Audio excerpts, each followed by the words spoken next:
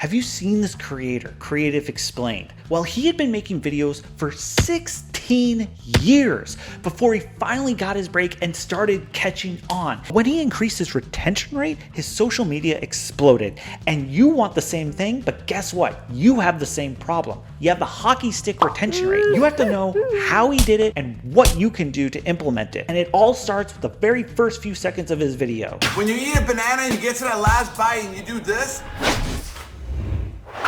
don't throw it out. Now, there are two sides to this. One is a technical editing side of it, which we're going to get into, and the second one is a little bit deeper. But let's start with the technical side. He makes all of these quick cuts. Not only quick cuts, he zooms in on things, he slows stuff down.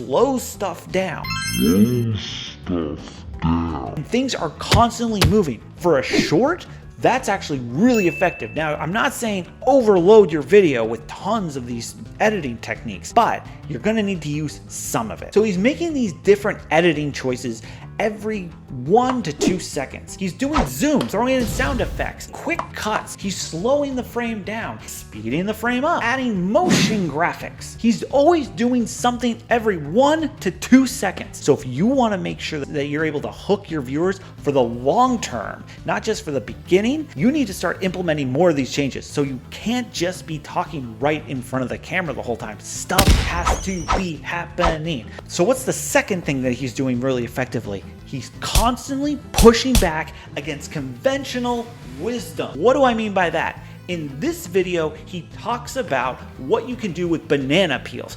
Now, I know what I usually do with banana peels. You know what you usually do with banana peels. You throw them away. But he says, don't do that. Pushing against any conventional wisdom is one of the ways that you can actually keep your audience watching. That's going to make your audience think, what happens next? Which is super important when you are trying to keep an audience engaged. And he does this throughout. He never tells you exactly what the product is going to be at the end. You have to continue watching to figure out. And he's always throwing something new in there, whether it is grinding stuff up, throwing it into an oven. He's keeping you guessing. And even at the very end, you might think you can drink that, and then suddenly he throws one more curveball in there, and you are surprised at the very end of what this product is. How can you implement this strategy into your own channel? I think the first thing is, spending a little bit more time editing, putting in those different cuts, putting in the swooshes, putting in the sound effects, because guess what? It all matters.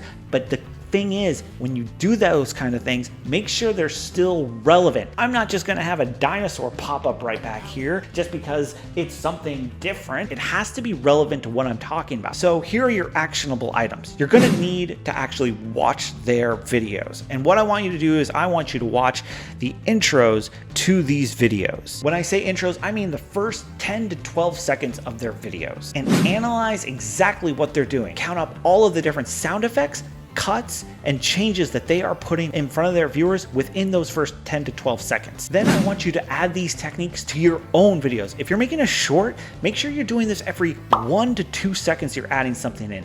If you're making a long form video, it should be every 3 to 5 seconds you're doing something. The other actionable item I want you to do is when you are mapping out your video, I want you to think to yourself, where is the question that leads to the next piece of information or thing that the viewer is going to wonder what happens next? If you don't have that, you gotta come up with one. I want you to do this for your next 5 videos, and I want you to compare your retention rate to those videos to your channel average before you started implementing this strategy. Okay, next question I can imagine somebody asking me, what happens if I don't improve my retention rate? It might have something to do with what your content is. Are you making the right content for the right audience? And if you need to figure out how to find your target audience and up this game and make sure you get those subscribers and views and click-through rate, you have to check out this video right up here.